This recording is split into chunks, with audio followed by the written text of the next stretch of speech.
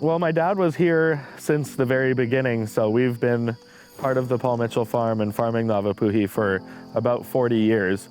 I've only been here for 38 years, so my entire life. I was born into it. I was born into the Paul Mitchell family. I'm Manuel McDonald, and I'm the middle son of Harry McDonald. My family has always run the farm here. Paul Mitchell had bought this farm to just have an escape from the world. He was already a very well-known hairdresser, and he just wanted to have a place where he could live off the land. This was my father's dream. This was his utopia, creating a self-sufficient property and farm. It's all solar powered, straight from the sun, water from the sky.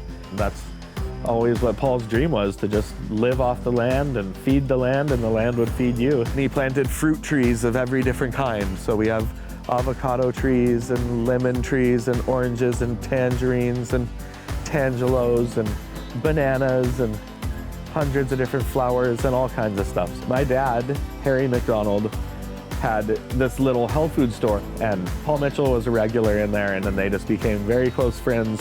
This one day when they were hiking in Waipio Valley, they came across this woman that was this Hawaiian woman, and she was showering in this waterfall with these flowers, these red flowers, and she was squeezing them on her hair. Paul, being this wild and crazy hairdresser, he was just blown away. So I got the Awapuhi, took it back to my house, squeezed the juice out of the Awapuhi right onto my hair, lathered it up, and it was remarkable. So I took that, sent it to my chemist. They got all excited about it. John Paul got all excited about it. Then we went down to the valleys and found out how we could actually harvest it and get it out. But the thing that makes it special, and why they use it in shampoos and the Hawaiians would use it, is that the ginger has 19 of the 21 amino acids that hair needs, and that's what makes it special. The Hawaiians, they would use the gel from the flower, and they would squeeze it out and use it as a shampoo, just straight from the flower.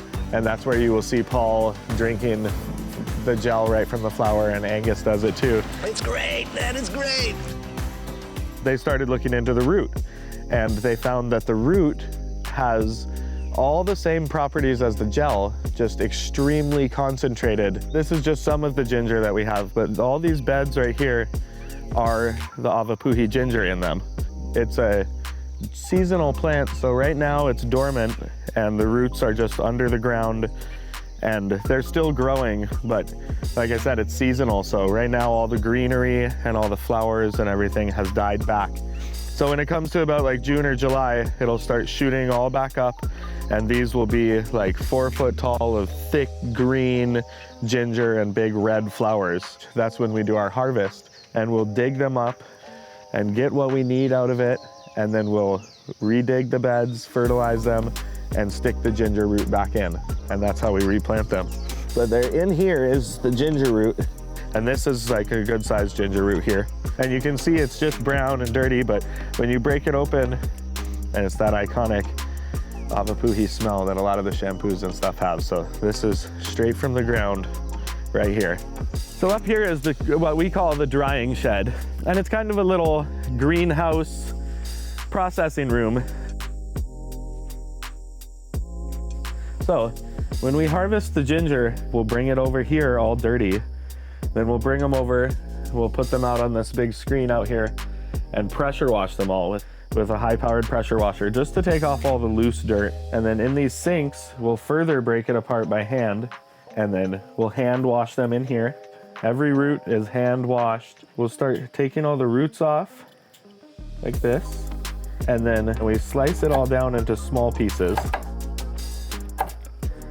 Then these chunks here, and you can smell that ginger now as soon as you start cutting it up. So we'll put it onto screens like this, and then these screens we'll take upstairs into the drying room. So this drying shed here is basically a copy of a solar dehydrator that Paul Mitchell and my father, Harry McDonald, they created. It is very efficient in drying things. When the sun hits it, it can get up to 130 degrees. And so it only takes about 2 days for the ginger to dry. Once the ginger is to a very dry, crunchy texture, we'll bring the ginger over and we'll feed it through this hammer mill. And what comes out is this powder. And so this is the dried Awapuhi powder. And this is what we will send off to the factory. And so this is what goes into the product.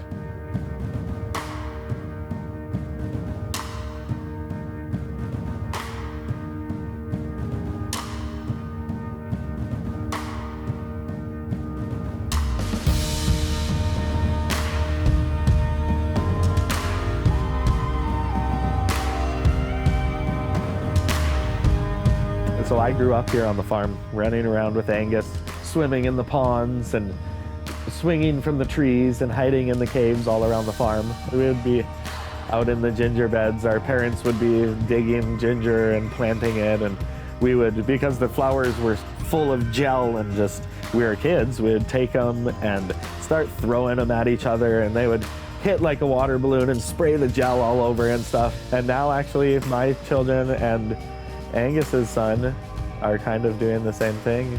And then as my parents got older and kind of started to retire a little bit, then I started slowly kind of taking over their duties here at the farm. And now my kids are running around and jumping in the ponds and taking people on tours and, you know, just living off the land, kind of what Paul always envisioned to have. So it's definitely on to the next generation. Today I get to think about my son. My father is resting here on this beautiful land with my grandmother and also John Paul's mother. And it's just a beautiful family to be a part of. So out of this piece of ginger, a whole new generation of ginger will start growing. It's all harvested by hand and processed by hand. And so there's definitely that sense of tranquility and love that goes into every root that is harvested, spreading that love around the world.